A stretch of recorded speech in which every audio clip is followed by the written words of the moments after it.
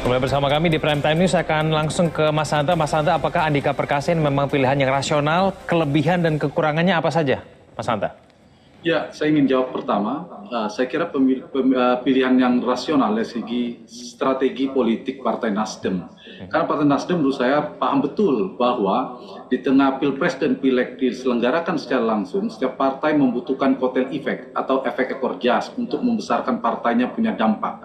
Nah, salah satu pertimbangannya adalah partai harus jeli dan tepat, strategi yang tepat untuk mencari figur-figur capres yang potensial yang bisa dicangkokkan memberikan dampak atau limpahan insentif secara elektoral kepada Partai Nasdem.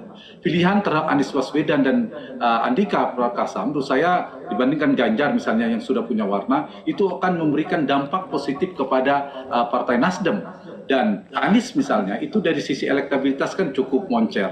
Kemudian Andika meskipun elektabilitasnya belum kuat, tetapi Andika paling tidak punya pangsa pasar, punya potensi elektabilitas untuk melejit. Karena apa? Karena Andika Perkasa sekarang punya panggung politik bernama Panglima TNI. Dalam realitas dinamika politik Indonesia, posisi ini sangat strategis. Ditambah sekarang figur militer yang salah satu alternatif preferensi pemilih Indonesia juga ada yang cukup besar suka pada figur-figur militer.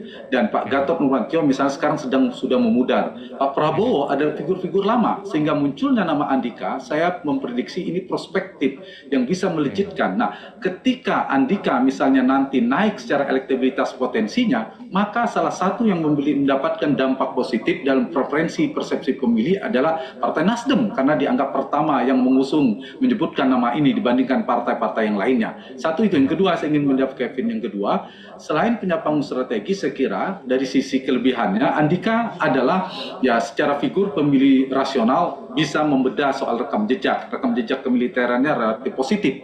Kemudian pemilih psikologis yang melihat dari penampilan, kemudian dari ketegasan, itu juga kita tahu secara penampilan sosok yang relatif ganteng lah, katakan seperti itu. Dan ini juga memberikan kekuatan secara figuritas, secara personalitas. Meskipun tantangannya adalah tadi, titik kekurangannya adalah apakah memungkinkan, apakah ke depan nanti setelah disebutkan namanya masuk dalam radar politik Partai Nasdem, Pak Andika ini kemudian memiliki potensi elektabilitas yang tinggi. Beliau kan termasuk generasi baru, nama baru, potensi ini nanti adalah tantangan elektabilitas. Yang kedua adalah tantangannya nanti soal akseptabilitas partai politik. Dan kita tahu partai-partai Kevin sudah membuat poros-poros polar-polar koalisi. Dan ini menjadi tantangan bagi Pak Andika, apakah bisa menjadi magnet seperti Mas Ganjar dan Mas Anies. Ganjar dan Anies relatif menjadi magnet elektoral yang kuat untuk mengumpulkan sebuah poros atau sebuah polar politik partai-partai karena pertimbangan elektabilitas. Nah, ketika Andika belum memiliki elektabilitas yang tinggi, dia tidak memiliki magnet yang lebih kuat. Tetapi potensinya untuk mendapatkan elektabilitas ke depan cukup tinggi. Kenapa saya katakan tadi, Anies sebentar lagi misalnya 2022 akan lepas jabatan panggung strategis sebagai Gubernur DKI.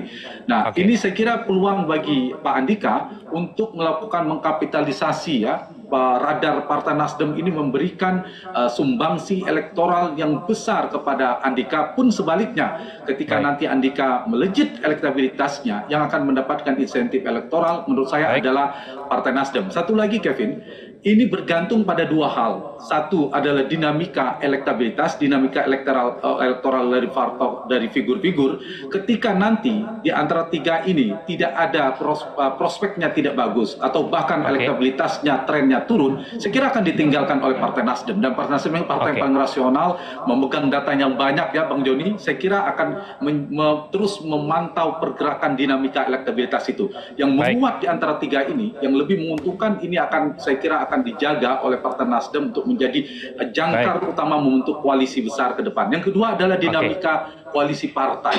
Nah, Andika saya kira waktu kita terbatas, Mas Hanta, figur partai menjadi salah satu magnet untuk membangun poros koalisi.